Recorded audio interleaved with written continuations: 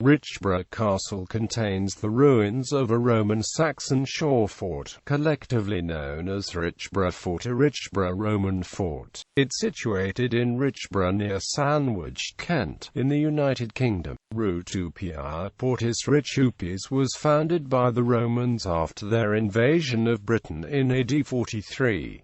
Because of its position near the mouth of the Stour, Rutupiae was the major British port under the Romans and the starting point for their equivalent of Watling Street. Additional routes connected Jerovanim with further ports at Doubris, Lemanis, and Regulbium. Earth fortifications were first dug on the site in the 1st century, probably was as a storage depot and bridgehead for the Roman army. This transformed into a civilian and commercial town, which was later replaced by a Saxon shore fort around the year 277. The later fort is believed to have been constructed by the rebel Carausius. The site is now under the care of English Heritage. History. Roman invasion. It has commonly been accepted that Richborough Castle was the landing site for the Claudian invasion. This is because of the existence of mid-1st century ditches and fortifications on the site. These ditches and fortifications are assumed to have been built to protect the bridgehead and supply depot. However, explicit details on the site of the Claudian invasion have not survived, and its location is a matter of scholarly debate. Civilian town. As the fighting moved north, Rutupiae became an increasingly large civilian settlement. There were temples, an amphitheatre, and a mansio. As a port the town always competed with Portus Doubris, about 15 miles south along the coast. However, Richborough was widely regarded throughout the Roman Empire for the quality of its oysters. They are mentioned as on a par with those from the Italian Lucrine Lake and Juvenal. Rutupine Shore was used as a common metonymy for Britain in Latin writers.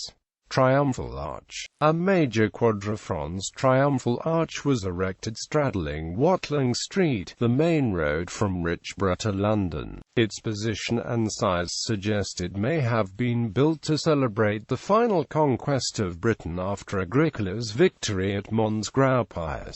Almost 25 meters high, it had a facade of high-quality Italian granite, standing as it did between the port and the province. Passage through the arch signified formal entry into Britannia. Only its foundations and mound is still visible. Saxon Shore Fort. During the late 3rd century, this civilian town was remilitarized by its conversion into a Saxon shore fort. The Saxon shore forts were a series of forts built by the Romans along the Channel on the English and French sides to guard against invading Saxon pirates. Construction of the fort here is believed to have started in 277 and completed in 285. This involved the demolition and reuse as spolia of the Triumphal Arch. A numismatic evidence suggests it occurred during the reign of Carausius. The fort was 5 acres in area and was surrounded by massive walls, forming an almost perfect square. However, the north and south walls were constructed differently. The north wall was built by separate gangs of laborers, while the south wall seems to have been built as a single unit. This suggests that the north wall of the fort was built sometime after the construction of the south wall. In some places the walls reached over 25 feet in height, and were built of small ashlar and double-tile courses. The main entrance of the fort was in the west wall. The walls stand to a great height and were of such high quality that they only recently needed repointing. Though some stone buildings existed in the interior of the fort, most of its buildings seem to have been composed of timber. There existed a central rectangular building built of stone, which was probably the Principia. Small, stone-built baths were also present at Richborough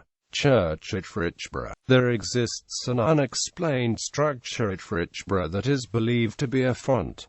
Today, this structure is almost entirely destroyed. The hexagonal font discovered during the excavations at Richborough suggests that baptisms could have been a function of this church. The church was probably built at the end of the 4th century or at the beginning of the 5th century. It seems plausible that the church was built of wood.